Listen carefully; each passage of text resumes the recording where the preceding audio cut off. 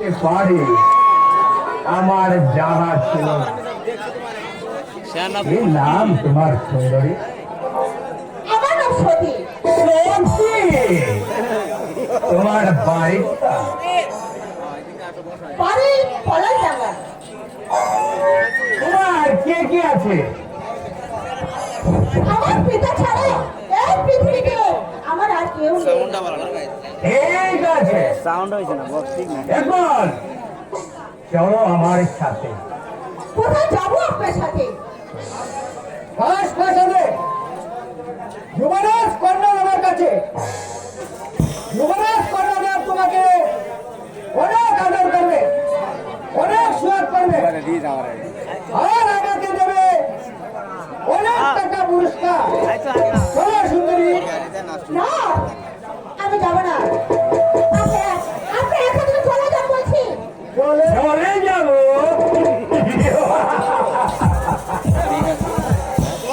হয় না সুন্দরী, তোমাকে না নিয়ে আমরা এখান থেকে কিছুতেই যাব না। জানো আমি কে? যুবরাজ অর্ণ দেবীর প্রধান সেনাপতি।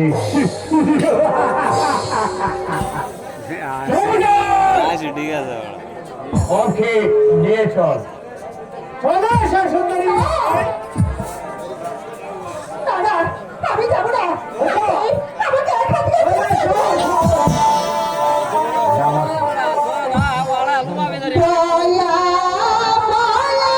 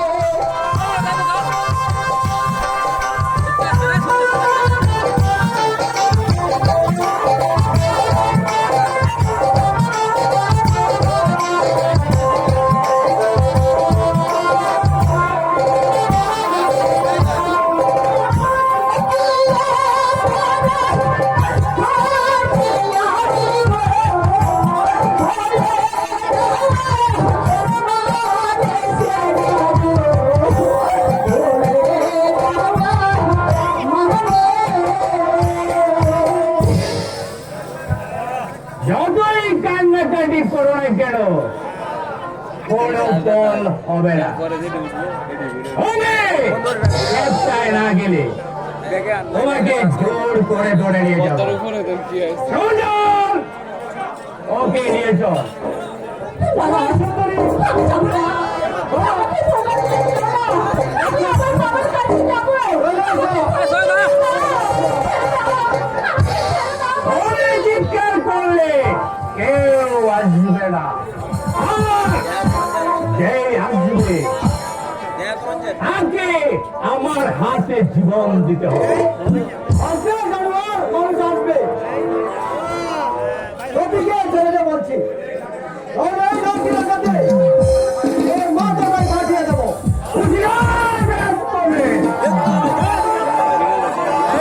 সত্যের পরীক্ষাটাই দিয়ে নাও। তাই হোক।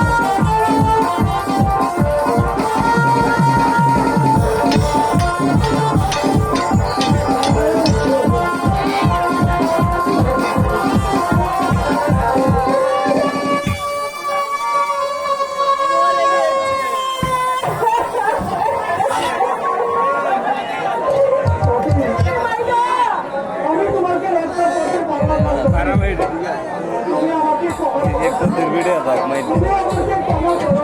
ভিডিও আছে ভিডিও যদি কারো নিজেকে রক্ষা করো, সেটি নিজেকে রক্ষা করো। লড়াই না এবার এ সবাইকে ওরা সাথে অতি ইচ্ছা, অতি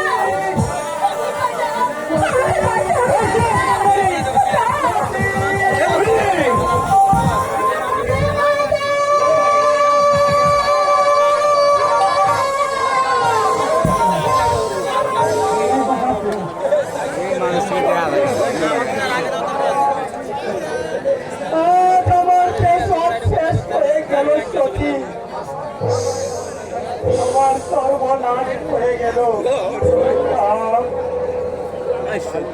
এখন আমি কি করবো? কোথায় যাবো? আগে তো বালা এটা কাম হতো না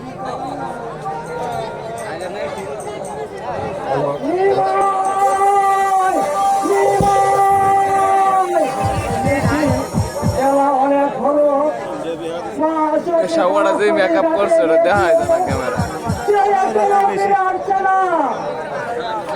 তাকে দিয়ে ভাষণ সাজানো হয়েছে। ব্রাহ্মণ ঠাকুর এসে পড়ে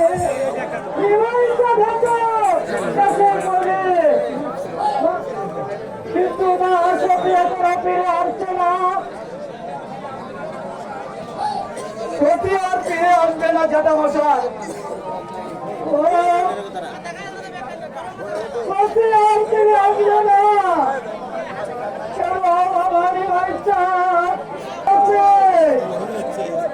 সর্বনাশ হয়েছে যেটা মশাই। ওই পলাশ নদীর ঘাট পথে যুবরাজ কর্ণদেবের সেনাপতি আর শয়তান জাফর মিলে আমার সতীকে হরণ করে নিয়ে গেছে।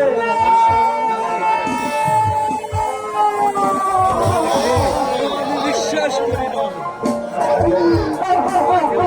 যেটা মশাই, উঠুন যেটা মশাই। আমার সতীকে হরণ করে নিয়ে গেছে।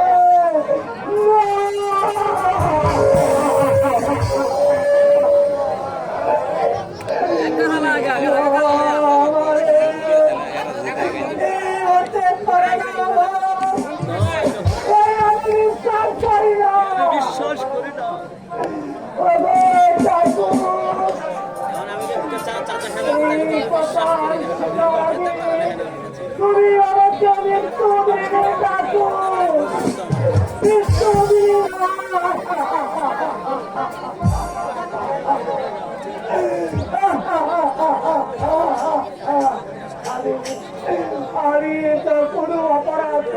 ঠাকুর, আজ কোন পাপে আমার জ্বালায় এমন হলো?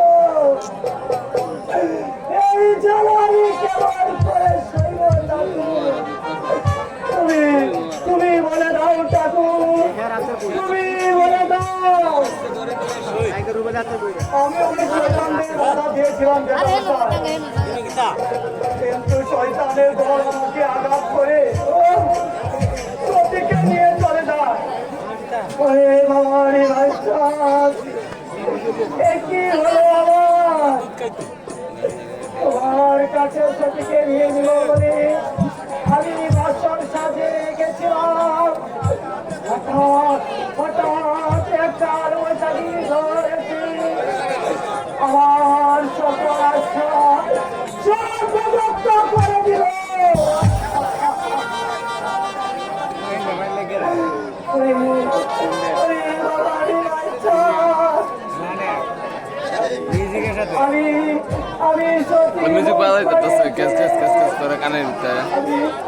আমি সব কিছু ভুলে যেতাম।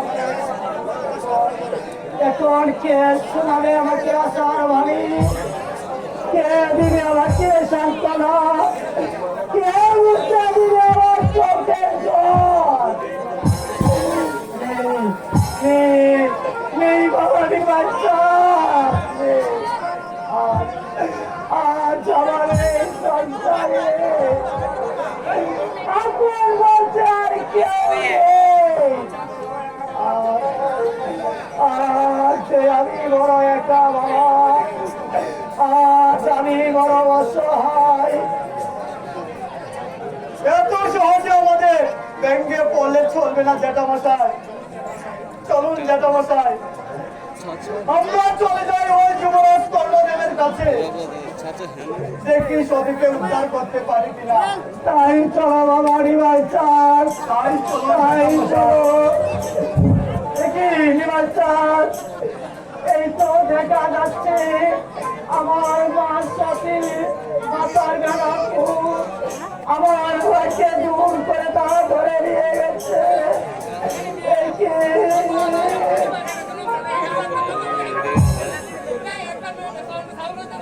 রাস্তা বলতো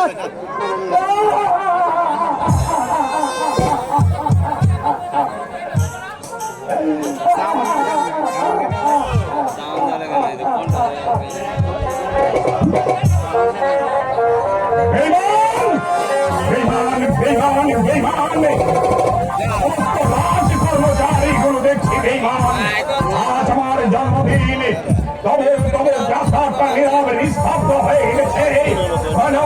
কেন বাইজিদের নপুরের নিক্ষণ আমার কানে এসে পৌঁছাচ্ছে না?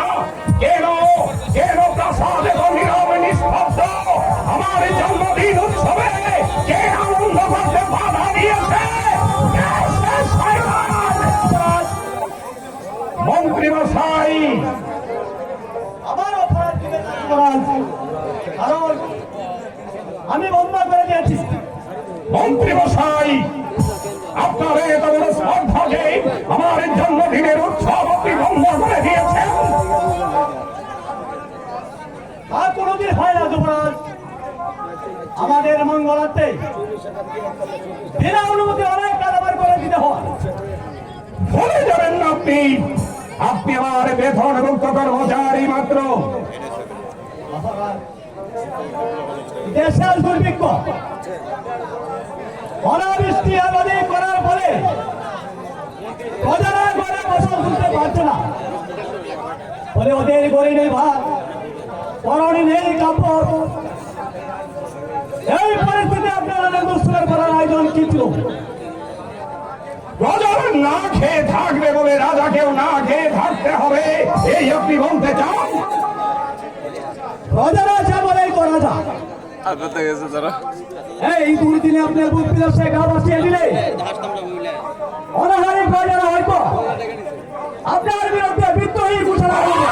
বিদ্রোহ, আর সেই বিদ্রোহীদেরকে কেমন করে যে সায়স্তা করতে হয় তা আমার বেশ ভালো করে জানা আছে। যুবরাজ, দুদিন নিজের বংশকে নিজে ডেকে আনে, তাহলে আমার কিছু আমার করার নেই, আমার কিছু করার নেই। তবে একটি কথা মনে রাখবে, যদি ভগবানের আশীর্বাদ মানে আর ওদের মঙ্গল কামনা না করে, তাহলে আপনার বংশকে কেউ রোধ করতে পারবে না, কেউ রোধ করতে পারবে না, কেউ রোধ করতে পারবে না। বংশ ভগবানের আশীর্বাদ আর এই প্রজাদের মঙ্গল।